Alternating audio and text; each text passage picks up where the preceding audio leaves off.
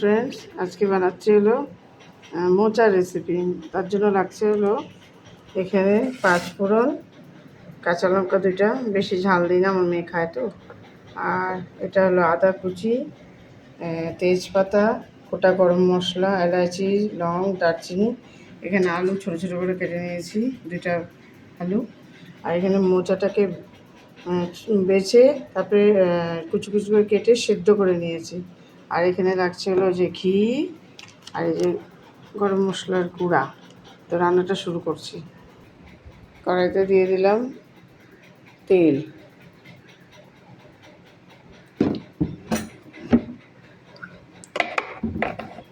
এখন দিয়ে দিচ্ছি হলো তেজপাতা, গোটা গরম মশলা,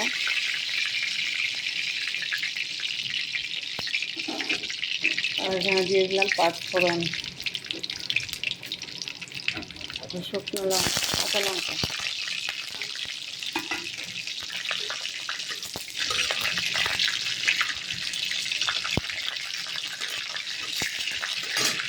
এখন দিয়ে দিচ্ছি হলো আলু।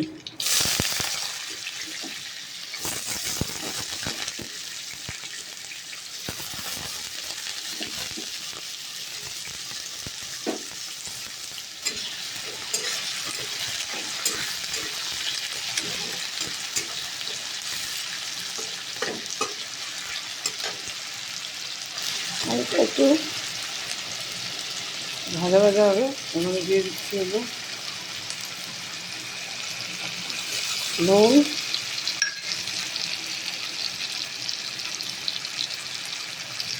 আর হলুদ।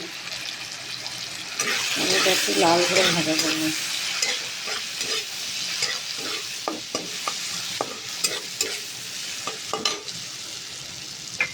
আদাও দিয়ে দিচ্ছি আমাদের।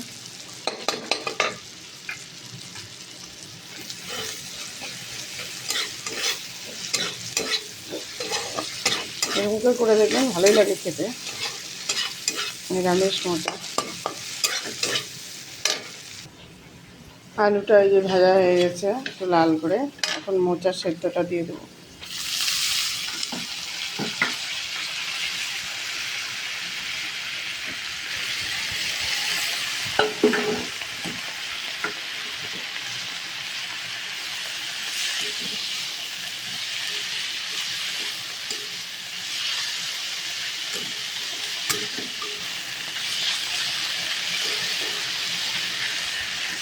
ভাজা হয়ে গেছে ভালো করে।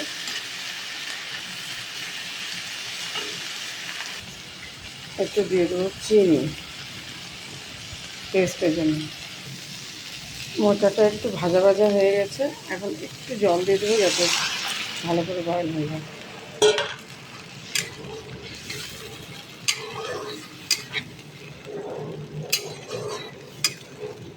ভালো করে আলুগুলো একটু বয়েল হয়ে যাবে।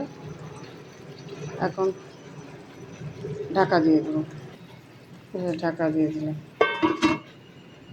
ওই যে জলটা শুকায় গেছে। এখন একটু গরম মশলা দিয়ে দিলাম, অল্প একটু গুঁড়া, আর একটু ঘি।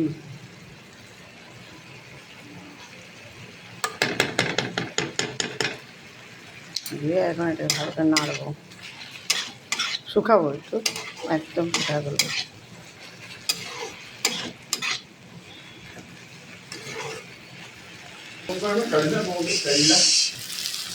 এই যে মোচাটা শুকায় গেছে, মোচা হয়ে গেছে।